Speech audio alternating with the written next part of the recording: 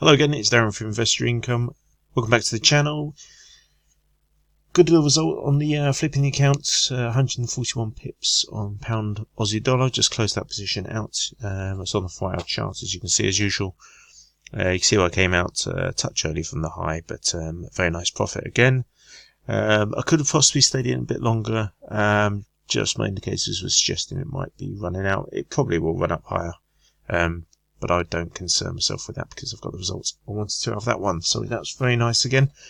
You can see the size of the moves I take. You know, in this kind of move here, I might be in a bit longer. It depends on. This took a while to get going. I was in this, I've been in it quite a while, so took a while to get going, and we got a nice spike, and I came out on that spike. I could, like I say, get more, but it's not necessarily the case. You can get a situation like this, it spikes and then comes back down. I'll probably re-enter again. Anyway, lovely result on this one. Very happy the way it panned out. I've got a lot of other trades still open at the minute. But if we look at the pound Aussie, you can kind of see why this one would work out quicker. Is the movement on pound pairs in general goes quite high. And we get a nice wavy motion. Even in a mini downtrend, this overall uptrend, but in a downtrend like this, you can see we still have this movement, which gives us a nice amount of pips each time it happens, and then we get a bigger move up. So potentially with my strategy, when this happens, I could be losing out on these kind of moves like this. Same as this kind of move here, is I would get in on this move and probably come out around that area.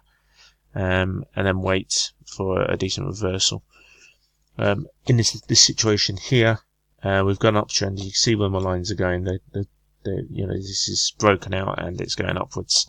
So I wouldn't be taking many reversals in this situation anyway, because I know where the market's going. We haven't got a deviation here. You can't see, like here we've got a massive deviation from the move averages. I know it's going to be coming down at some stage. So in a situation like this, I'm not going to be taking many trades, and that's quite wise in this situation, because if you took a trade here, you did a reversal, you can get hit, you're going to get hit again, potentially you'll come out for 0, you might make some money, so you might come overall out flat, but that's where you're going to take losses. That's why I look for deviation if I can. Same as pullbacks like this. If my indicators show me that it's oversold at this stage, then we know we're going to have a move higher. This was the election, this move here anyway. But in this system, it gives you a good idea what's going to happen. So there we go. It came in quite hard after. I think this move caught a lot of people out as it came down. I expected at this stage for it to go higher. It didn't do. I didn't actually take any trades in because it was too close to the election for my liking. I actually missed the election move as well, so I didn't want to trade it because I didn't have the confidence. I was proved right.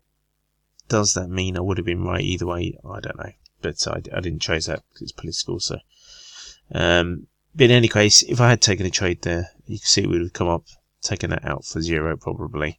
I would have re-entered probably a couple of times on its way down here, knowing that it's going to come back to the average at some stage. In any case, it's way overextended. It would have come up and taken money. I've got to take a few other trades and stuff, so I took some down there anyway. So yeah, that's pound Aussie. But if you look back over history, you can see it's just beautiful. It's beautiful in my opinion, a way to trade.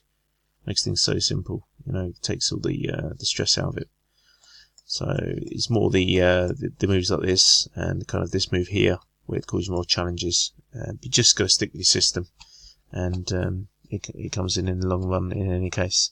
I won't run through all the other trades probably at present. I've showed you the euro pound yesterday, which was a nice result. Let's just have a look at the euro Japanese yen. This is causing me issues. So I entered. I don't know why my arrows have come off. I'm sure I put arrows on here. For some reason my arrows have come off. Anyway, I know I've got entries here and here. So I'm still waiting for this one to come back to the average. Now this is after just what I said. This position here is actually I think I have a position on down here. I have to check. But basically, these positions here, you can see I've not got a massive deviation. It's a downtrend that's been recovering, so it's basically been pulling back to the averages. So it is likely to have some upside. But what I was hoping is for it to just come down to here, to take back to there. So this was meant to be a short trade. However, it's not panned out the way I wanted it to at present, but hoping it will do. If it does continue on up, then it's going to present me problems, but we shall see how this one pans out. In any case, you will have some reversal at some stage. Like I said, I'm hoping to come back to this level, and I think I've got trading down there, if I remember. I can't remember, to be honest. But yes, I'll take that one out for a flat for 0, and then I have 2 gains on that one. But not quite panned out the way I wanted to on that one, but ho-hum. The euro-dollar trade I've already come out of. I think I said that already. Pound Swiss franc, I got in absolutely perfect down here. Literally, it was at the bottom here. I think it was that candle there. And that literally couldn't have timed it any better on that. Just my indicators just told me to get in, so it had already come down away. It had broken the level. It was going to come back to that level. My opinion is it will come back to this level. So I'm looking for a retest of that level, and I should be out just before, somewhere around there, for a nice gain again. I said I wouldn't go through all the pairs, but it looks like I am. NZD USD.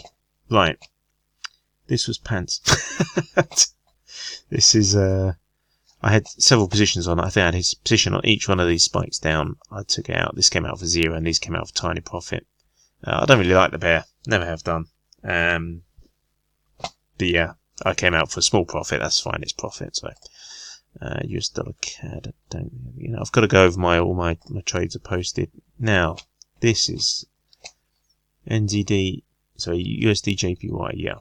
So I've got positions on here. I've got one on here. I don't know why all my arrows have disappeared. I do apologise. I've got one down here. Definitely got one there, and I've got I've just got one of those 2 at the minute. I was going to re-enter again, but I decided not to because it's not deviated from my initial entry. So, this is posing me problems. We are in the hole on both these trades at the minute. So, I will be expecting, if you look, hopefully, that would be a textbook M, if it is an M. But I don't really do patterns, really. It doesn't really matter. But my intention is to come down to this level for the retest of the level here.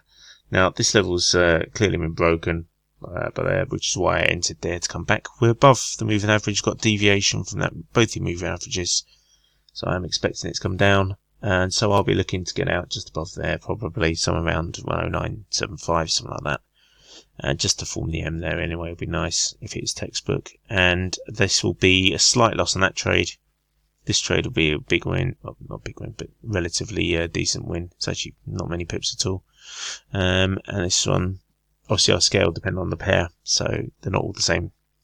I don't go in at the same amount each pair, because obviously each pip's worth different on each pair. So I have just a tool that helps me get into trades, and I just set that, and it automatically scales me on my risk percentage. So it takes me out nicely, and that'll be a nice win, hopefully. And I think we're looking at the Aussie dollar yen, still doing nothing. I'm in around there somewhere. Put these arrows back in. I don't know why they haven't saved, but it's around there somewhere anyway. So I'm in there, and I'm not done anything else with that one since. Aussie dollar, US dollar, I don't like that pair in any case. I haven't traded Euros as far as I'm aware anyway. Anyway, that's all the pairs. I will go through them when I get my arrows back on. I'll go through my trades and give you more of an accurate update. So there's the update for you. Weather's been lousy today, raining again. Fantastic day for trading, and did a few other bits and bobs I need to do. It's all good though. We're getting money coming in. The account balance now is up to 70 euros from 40.